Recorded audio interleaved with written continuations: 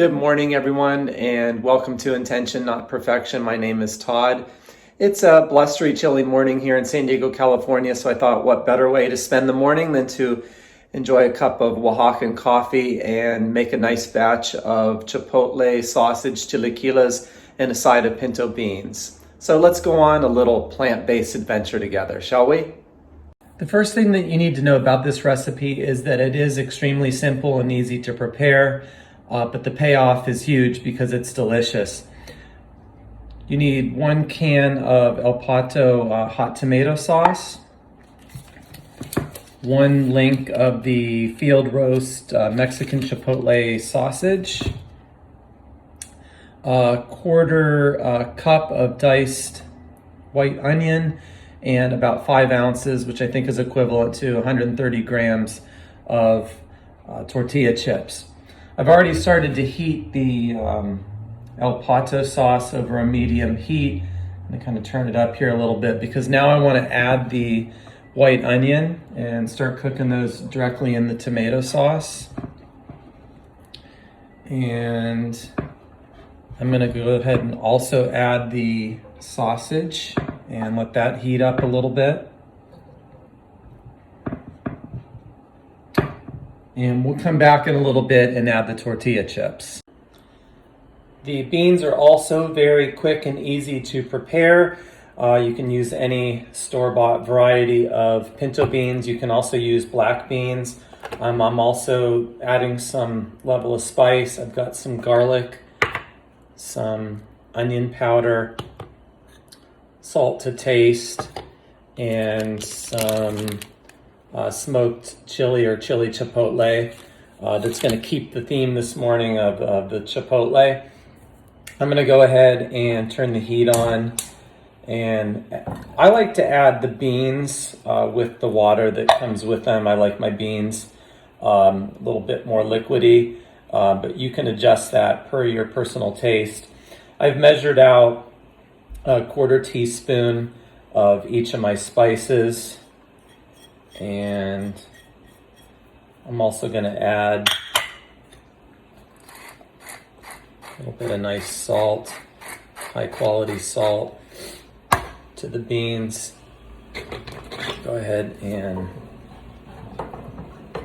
mix that up and just let it come to a boil and then turn down the heat to medium.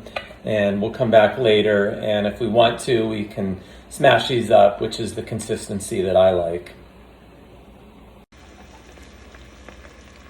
Okay, now that the tomato sauce is boiling, go ahead and give that a good stir.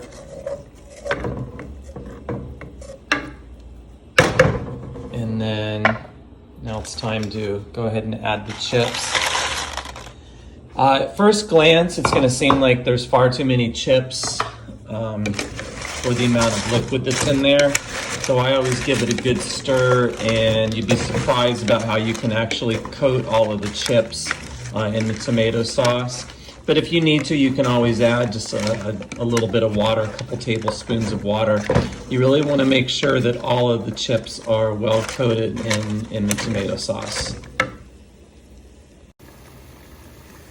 You'll find that if you reduce the heat to low and let the chilaquiles cook for a while, they will become soft, and really you want them borderline soggy, or at least that's my personal preference.